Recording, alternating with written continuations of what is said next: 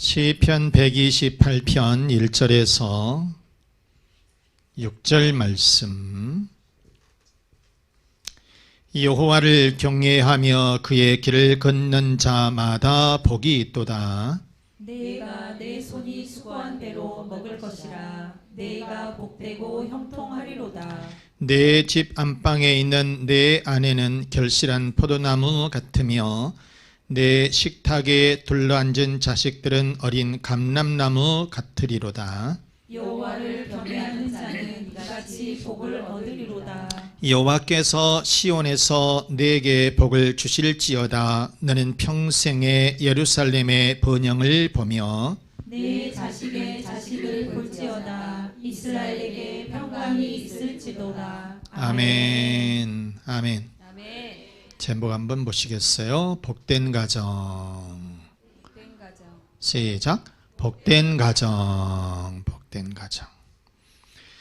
자, 시편 128편은 복이 있는 가정, 복된 가정을 소개를 하고 있어요.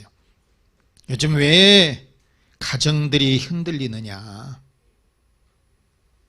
왜 가정이 무너지느냐? 왜 부모님들을 제대로 섬기지를 못하느냐? 아이들이 왜 자꾸 삐뚤어지느냐? 답은 한 가지 있습니다. 가르칠 것을 제대로 가르치지 않았기 때문이라는 거예요. 가르쳐야 할 것을 제대로 가르치지 아니하고 엉뚱한 것만 늘 가르치다 보니 가정이 무너지고 깨지고 흔들리고 삐뚤어지고 그런 상황이라는 거예요. 여러분, 가정에 하나님의 말씀이 살아있으면, 가정에 하나님의 말씀이 살아있으면 그 가정은 든든히 가요. 그런데 우리들이 진정 가르쳐야 할 것을 놓치고 있다는 것이에요. 하나님을 진정으로 경외하는 그런 가정은 반드시 하나님의 축복을 받고, 그래서 하나님으로부터서 복된 가정, 행복한 가정, 축복의 가정이 된다는 것이에요. 자, 그러면 복이 있는 가정은 구체적으로 어떠한 복을 받느냐? 첫째, 형통의 복을 주신다. 시작. 형통의 복을 주신다. 형통의 복을 주신다. 그랬어요. 시편 128편 2절 말씀을 우리가 보시겠어요? 내가 내 손이 수고한 대로 먹을 것이라. 내가 복되고 형통하리로다. 그랬어요. 여기서 이 형통이라고 하는 터부 이 말씀은 좋은 또는 선한, 또 번영한다, 모든 일들이 잘 된다, 이것을 일컬어서 형통한 그런 뜻이에요. 하나님이 복 주시는 그 가정은 수고한 열매를 얻을 수가 있다는 것이에요. 다시 말해서 애쓰고 노력을 하더라도 그 수확을 얻지를 못하는, 열매를 얻지는 못하는 그런 가정, 그런 사람들이 참 많아요. 내가 수고한 만큼, 내가 땀을 흘린 만큼 무엇인가 소득을 얻고 열매를 맺어야 하는데, 열매를 얻어야 하는데 그렇지를 못하는 사람들이 무지하게 많다는 것이에요. 그러나 여러분, 복된 가정은 수고하면 수고한 대로 정당한 대가를 받는다는 거예요. 땀 흘리면서 수고한 만큼 그 대가를 받는다는 거예요. 하나님의 복은 여러분 영적인 축복도 있지만은 육신적인 축복도 있어야 되는 거예요. 신앙생활을 여러분 잘하게 되면 영적인 축복을 받는 것은 당연한 것이지만은 육신적인 축복, 건강의 복도 얻는 것이고 물질 축복도 얻는 거예요. 이것이 두 개 다 합쳐져야 된다는 거예요. 이 던킨 도너츠, 미국의 이 도너츠 가게민 이 카페 프랜차이즈 기업이 있죠. 1950년에 설립을 했는데 윌리엄 로젠버그가 설립을 했습니다. 세계 46개국에 이 6,200개의 점포를 운영하고 있다는 거예요. 6,200개면 어마어마하지 않습니까? 참. 세계에서 가장 큰 커피와 좋은 빵을 굽는 이 체인점이라고 말하고 있는데 연간 이 커피 판매량이 18억 잔. 어마어마하죠. 매일 5천만 명. 1초에 30잔이 팔린다는 거예요. 이게 던킨도너츠입니다. 어마어마합니다. 그런데 이 창업자 이 로젠버그는 보스턴에서 태어나서 14살 때에 미국의 대공황을 맞이해요. 그래서 얼마나 어려웠겠습니까? 14살 이 어린 나이에 가난과 싸웁니다. 그러다 보니까 교육도 제대로 받지를 못했어요. 14살 이 어린 나이에 학교 공부도 제대로 못하고 밖에 나가서 일을 하는데 그 어린 아이한테 돈을 얼마나 주겠습니까? 경제는 어려운데. 그래서 일주일 내내 일하면 20달러를 벌었다는 거예요. 20달러 얼마나 적습니까? 일주일 내내 일했는데. 그럼에도 불구하고 그 20달러에서 2달러를 하나님 앞에 11조 드리고 주일은 꼬박꼬박 지키고 부모님을 열심히 또 섬겼어요. 그러다 보니까 하나님께서 이 로젠버그에게 지혜를 주셨어요. 지혜를 주셨는데 점심을 배달하는 모빌런치 서비스 회사를 만들었습니다. 미국 사회가 바쁘다 보니까 점심을 먹을 시간들이 없어요. 그래서 점심을 배달하는 이런 가게를 운영을 하기 시작을 했고 그것이 차츰차츰 크게 성공을 해서 나중에 큰 대기업을 이루게 되고 사업을 크게 성공하는 그런 사업장이 되었다라고 하는 것입니다. 그가 이 생일 축하회에서 로젠버그가 아주 유명한 말을 했는데 나는 몹시 어둡고 힘든 시절을 보냈습니다. 교육도 제대로 받지를 못했습니다. 그러나 나의 목표는 하나님을 잘 섬기는 가정을 세우는 일이었습니다. 하나님을 잘 섬기는 가정, 하나님을 잘 섬기는 가정이 자기의 목표였다는 것이에요. 그러자 하나님께서 내게 복을 주셨습니다. 많은 고난과 절망이 있었지만은 하나님을 신뢰하는 믿음으로 이 모든 것들을 이기고 결국 성공하게 되었습니다. 이런 말을 했다는 것이에요. 사랑하는 여러분, 로젠버그는 그 어려움 속에서도 그 어려운 환경 속에서도 하나님만큼은 제대로 섬겼어요. 그랬더니 하나님께서 큰 성공을 이루게 해 주신 줄로 믿습니다. 물론 여러분 살다 보면은 환경이나 조건도 중요합니다. 그러나 하나님을 잘 믿고 신앙생활을 잘 하다 보면은 반드시 하나님께서 크게 복을 내려 주실 줄로 믿습니다. 복된 가정을 이루게 해 주실 줄로 믿습니다. 하나님을 경외하게 되면 반드시 하나님께서 축복의 가정으로 세워 주실 줄로 믿습니다. 또 하나님은 어떠한 복을 주시느냐? 두 번째, 가정의 복을 주신다 그랬어요. 하나님을 경외하게 되면 가정의 복을 주신다. 무슨 복을요? 가정의 복을 주신다. 3절 말씀 봅니다. 내 집 안방에 있는 내 아내는 결실한 포도나무 같으며 내 식탁에 둘러앉은 자식들은 어린 감람나무 같으리로다. 아멘. 자, 이 포도나무나 이 감람나무는 이스라엘을 상징하는 나무예요. 그래서 이 아내를 일컬어서 결실한 포도나무, 결실한 포도나무라고 그랬고요. 자녀들을 일컬어서 어린 감람나무라고 얘기를 했습니다. 이렇게 비유를 하고 있어요. 바로 이것은 건강한 부부, 건강한 자녀와의 이 관계를 통해서 건강한 가정, 그리고 행복한 가정, 축복의 가정이 된다라고 하는 말씀인 거죠. 복된 가정, 행복한 가정, 축복의 가정은 반드시 뭐가 있어야 될까요? 사랑이 있어야 되는 거예요. 사랑으로 채워져야 된다는 것이에요. 그래서 고린도전서 13장 사랑장에 보게 되면 사랑에 대해서 분명하게 말씀하고 있는데, 사랑은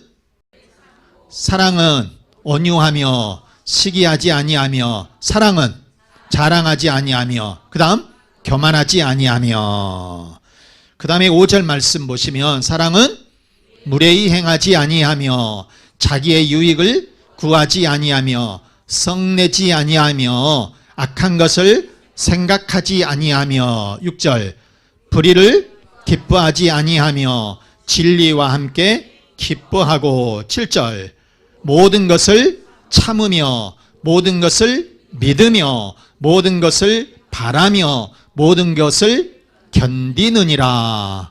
아멘. 고린도전서 13장의 말씀이에요. 그래서 여러분, 행복한 가정, 복된 가정, 축복의 가정에는 반드시 뭐가 있어야 된다? 사랑이 있어야 된다. 사랑으로 가득 차여도 있어야 된다. 여러분, 사랑하는 부부가 오래 산대요. 사랑하는 부부가 오래 산대요. 부부싸움 할 때 이기는 사람이 먼저 죽는데요. 절대 이기려고 하지 마라.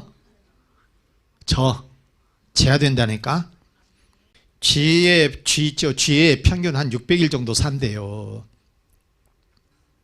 그런데 이 쥐를 하루에 한두 번씩 껴안아주고서 이 사랑 표시를 늘 해줬어요. 그랬더니 쥐가 900일을 살았다는 거예요. 900일을 살았다는 거예요. 어느 보험회사에서 조사를 했답니다.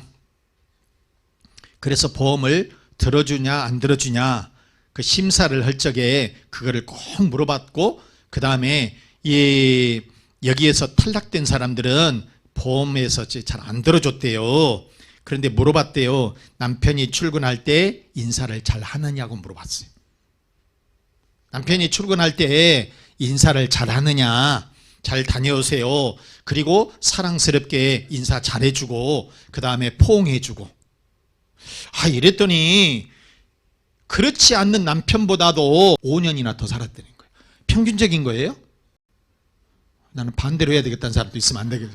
보험 안 들어준다니까.